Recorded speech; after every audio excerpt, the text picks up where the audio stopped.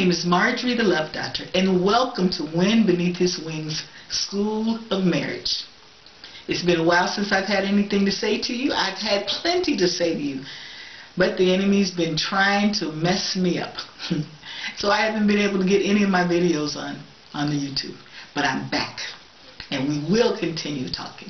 Today I want to speak to you married couples about romance. To be or not to be, that is the question. I have some brilliant news for you.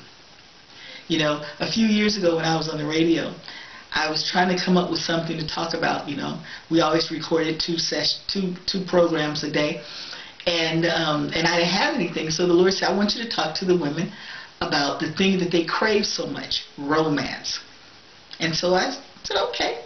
And so I thought, I've taught them that a lot, so it should be okay. I didn't think I was going to have any problems with coming up with something. And so that night I couldn't sleep. I just had this anxious feeling. And so I said, Lord, what is it? He said, because it's some things I want to tell you that you don't know about it. So he told me to get up. I go in my lounge and I'm waiting, and he starts talking to me, and I start writing down. And what he showed me first, he showed me this village. It looked like it was in ancient days. And all the women were doing what they do, and the kids were playing, and the husbands were getting together, and they were getting ready to go out for a big hunt to get meat for the families, you know. And so everybody was getting all excited and everything. And so the men go out, everybody sees them off, and then next thing you know, you hear them coming back, and they were singing and dancing, and everybody was happy, and the wives all went to their own hut, waiting by, sitting there by the door, and each husband came and brought his portion of the meat to his wife. And then he walked away. And the Lord said, do you see that? And I said, yeah, what am I seeing? He said, when he said, I created men to be the hunters. I created women to be the nurturers. He said, men, when they go on a hunt, they're strong, they're warriors. They'll let nothing get in their way. They'll go and get the meat. They'll bring it back to the wife. And it's the woman's job. It's that wife's job to make that meat something that everybody will like. Or she can have an attitude and decide, I'm not going to do anything with it. I don't care if it's tough, if it has a good taste, nothing. But he said, women crave romance because I made them to crave romance. He said, but the problem is, they always expect their husband to do it, because when he was single, before they got engaged, before they even met, he didn't care. He was going out for the biggest hunt of his life to find a wife. He said, it's not that the man doesn't love her anymore. It's not that she's not interesting, not beautiful to him. None of those things. He said, the husband has simply taken off his hunting clothes. He said, just like when men go out, they'll do different mating calls. They'll do all kinds of things to get what they need. Someone suited for them. So, ladies, I want you to know, I want you to hear me when I say, it's not your husband's fault. God wired them differently. I know you say, but he did it in the beginning. I'm telling you now what the Lord said to me. It's because they were going after the biggest hunt of their life. They no longer have to put their hunting clothes on again, because they have you. They have the one they want. They're happy with you. And it makes them feel bad when they can't deliver this romance that you want. So the Lord said, romance, to be or not to be, that is the question. So I want to talk to you today about this thing called romance. So now, you know that men are now wired differently. I mean, of course we know that. But we don't always get the things that they used to do that they stopped doing. And the more, like I always told my husband, if you ever stop holding my hand, I don't know what I'll do. Because it's the thing I always desired since I was a little girl. So my husband holds my hand still after we've been together now. December will be 20 years. We've been friends, and 19 on Valentine's Day that we've been married. And I said, that's a no, that you just can't stop that. All the things you used to do for me, I still expect it. Flowers, thank you. I still get them. I still get the hands held every time. My husband still opens my car door. If he wants me to do the things I used to do, then he has to do the things he used to do. It's only right. Sir, have you stopped holding your wife's hand? Have you stopped saying sweet nothings to her? Do you still call her your most beautiful piece of art? I don't know how you say it. Whatever you say, have you stopped? You need to get back to it. Ma'am, is your husband still your knight in shining armor? Does he still light up the room when he walks in it? These are things that are important. These are things that stop happening, that kills the romance. Remember when you first were married, you couldn't wait for each other to get home just so you could do something, something nice for them? Get back to it. You need to get back to it. I am going to help you. I'm determined. I have a book right now. I'm trying to get it published, and I know I'm going to get it published because you need it. It's called The Love Doctor's Prescriptions for Romance. I have lots of things, and I spell it out. I don't leave you to guess about anything because I want you to receive what it is that you want so much. We desire to be wooed and loved and cared for. We desire to have those sweet nothings. Men, you have no idea how you can win us over. When was the last time you took your wife out? That long, huh? Well, this is what I want you to do. I want you and your wife to sit down. When you're done listening to me, of course, I want you to decide what day can you take your wife out. Once a week. This is just her day. There'll be no cooking that day, so you're going to have to take her out and feed her. No talking about kids, and the kids are not allowed, do you hear me? They are not allowed to find a babysitter, spend a few bucks for a babysitter, or, I'm sure your parents or your sister or brother, somebody will watch them for you. And just go and romance it. This is the time to just pull out all the stops. If she likes you wearing cologne, buy some cologne, wear it for her. Do some things that's going to bring some joy to her. Women, we are not that complicated, right? We just want you to notice it. We want you to do something sweet for us. We want you to woo us the way you did to get us. So now, you need to know how to do romance. You don't have to be rich. I hear you now say, I don't have the money to be romantic. I don't have the money to take her on a date. I don't have. What is one of the things you can cut back on to make it happen? I know. Maybe you smoke. Maybe you smoke packs and packs of cigarettes.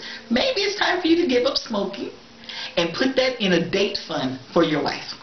Now that would be big. Maybe, wives, maybe, that hairstyle you've been wearing, I'm of the weave persuasion myself. I don't believe I went there. But maybe you can cut back, instead of getting your hair done every month, maybe every other month. So you can do something romantic for your husband. He will do, if you set something up, he will do it. I'm going to give you one of my favorite. It's not the best one, but it's one of my favorite things.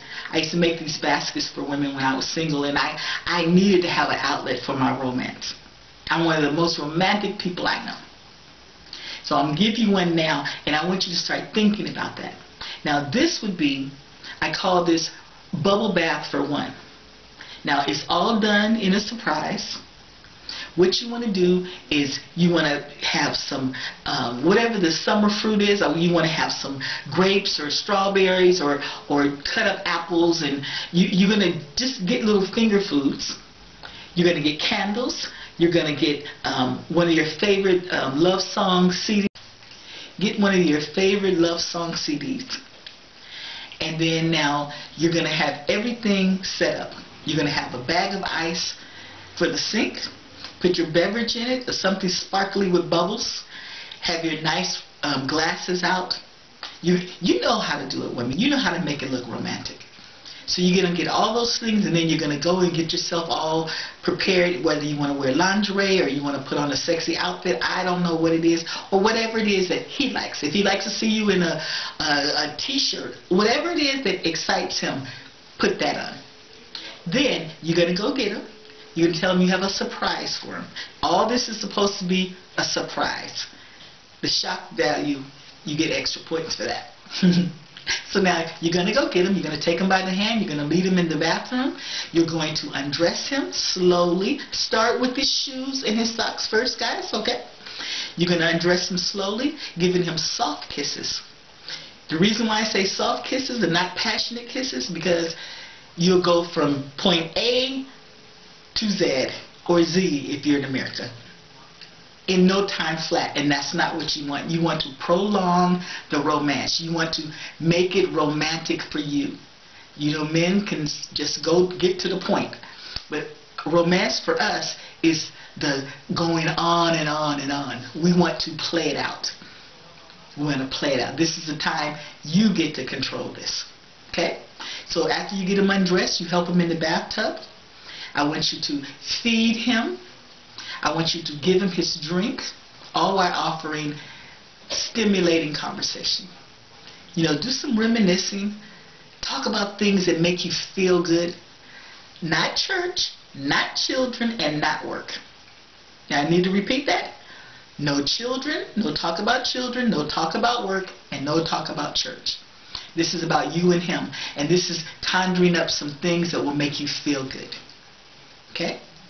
And then do that, you know, for about a half an hour or so.